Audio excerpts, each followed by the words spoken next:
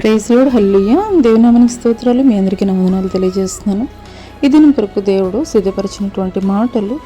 ప్రియ సహోదరి సహోదరుడా, ఒక విమానంలో నల్ల జాతీయుడు ఒక తెల్ల జాతికి సంబంధించినటువంటి ఒక స్త్రీ ప్రయాణం చేస్తున్నారు. అటువంటి సమయంలో ఆ స్త్రీకి చాలా కోపం వచ్చింది. నల్ల జాతీయుడు నా ప్రక్కన కూర్చోవడం ఏంటని చెప్పేసి గట్టిగా రంకెలు వేస్తూ ఆ యొక్క విమాన అధికారులతోటి మాట్లాడుతుంది.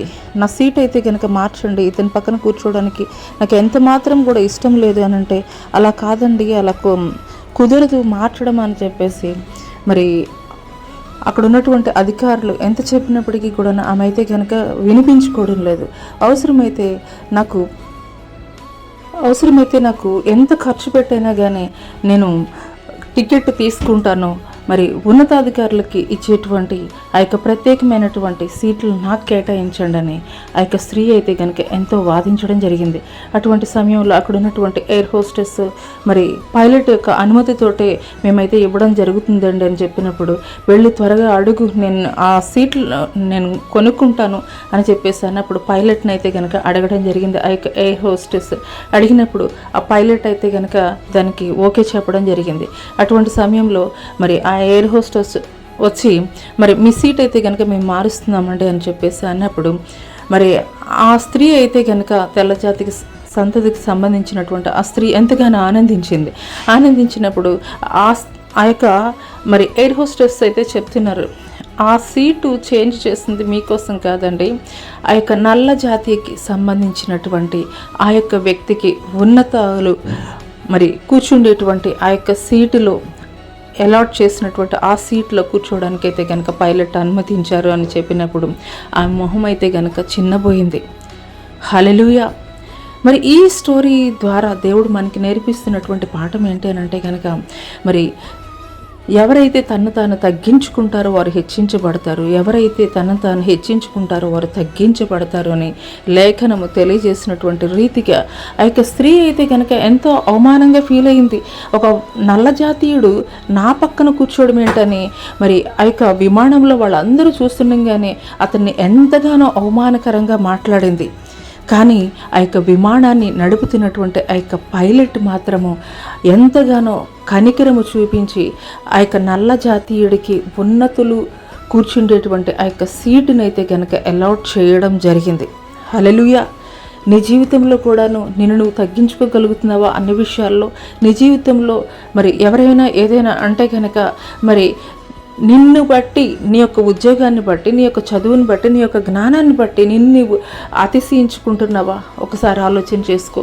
ఈ స్టోరీలో మనం చూసినట్లయితే కనుక తను తగ్గించుకున్నటువంటి ఒక నల్ల జాతీయుడిని మరి పైలట్, ఆ యొక్క విమానాన్ని నడిపేటువంటి పైలట్ మరి ఉన్నతులు ఆసీనులయ్యేటి ఒక గొప్ప స్థాయిలో అయితే కనుక కూర్చోండబెట్టాడు. హల్లెలూయా. మరి పరిశుద్ధ గ్రంథంలో కూడా మనం చూసుకున్నట్లయితే కనుక తగ్గింపు జీవితం కలిగి ఉన్నటువంటి మరి ఇద్దరు భక్తుల జీవితాల గురించి అయితే మనం తెలుసుకుందాము. ఒకరు వచ్చేసి దావీదు. మరి గొల్యాతుని కొట్టిన తర్వాత ఇతని యొక్క శక్తి సామర్థ్యాలు ఎరిగినటువంటి సౌలు రాజు ఇంత బలవంతుడైనటువంటి దావీదు గనక ఉన్నట్లయితే మరి నా తర్వాత రాజు ఇతడే అవుతాడు, నా కుమారుడి కాడు అని ఒక అసూయతోటి అతను చంపాలని అతన్ని వెంబడించినటువంటి వాడిగా ఉన్నాడు.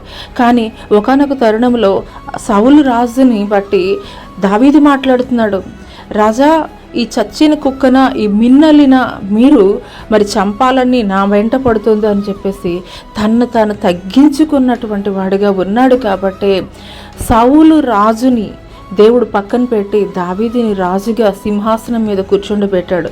అదే రీతిగా ఒక నయమాను అనేటువంటి సైన్యాధికారి మరి ఎలీషా దగ్గరికి వచ్చినప్పుడు ఆ యొక్క యోర్దాను నదిలో 7 మార్లు మునగమని తెలియజేసినప్పుడు తను తాను ఎంతగానో హెచ్చించుకున్నాడు.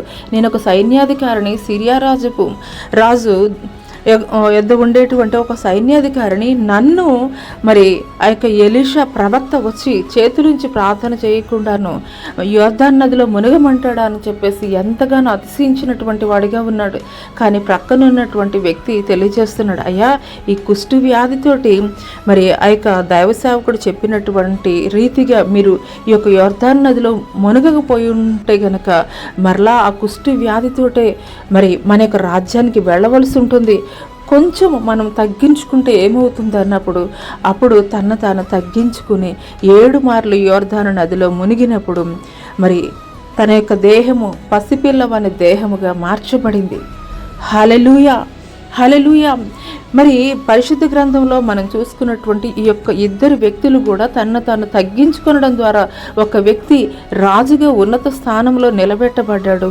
తనను తాను తగ్గించుకున్నటువంటి ఒక సైన్యాధికారి తనకు కలిగినటువంటి ఆ యొక్క రోగం నుండి విడుదల పొందుకోగలిగాడు. హల్లెలూయా. నీ జీవితంలో కూడాను మరి ఏ విధమైనటువంటి అభివృద్ధి లేదంటే గనక మరి దీర్ఘకాలికమైనటువంటి మరి సమస్యలతోటి అనారోగ్యంతో నువ్వు సఫర్ అవుతున్నట్లయితే నీకు తెలియకుండానే నిన్ను నువ్వు అతిశయించుకుంటున్నామేమో ఒకసారి జ్ఞాపకం చేసుకో. నువ్వెప్పుడైతే నిన్ను తగ్గించుకుంటావో అప్పుడు దేవుడు నిన్ను స్వస్థపరిచేటువంటి వాడిగా ఉంటాడు. నువ్వెప్పుడైతే నువ్వు తగ్గించుకుంటావో దేవుడు నిన్ను హెచ్చించేటువంటి వాడిగా ఉంటాడు. హల్లెలూయా. ఇక ఉదయకాల సమయంలో ఈ మాటలు దేవుడు నా కొరకే మాట్లాడుతున్నారని నీవు విశ్వసించగలిగినట్లయితే ఈ దినము నుండే ఆ యొక్క ప్రాక్టీస్ చేయడం అలవాటు చేసుకో. నువ్వు తగ్గించుకోవడం, నిన్ను బట్టి నీవు అతిశయించుకోవడము ఎప్పుడైతే నువ్వు ప్రాక్టీస్ చేస్తావో, దాన్ని ఇంప్లిమెంట్ చేస్తావో అప్పటి నుండే దేవుడు నీ జీవితంలో కార్యములు జరిగించడం ఆరంభిస్తారు. అటి కృప దేవుడు నీకు దయచేయునుగాక. ఆమెన్.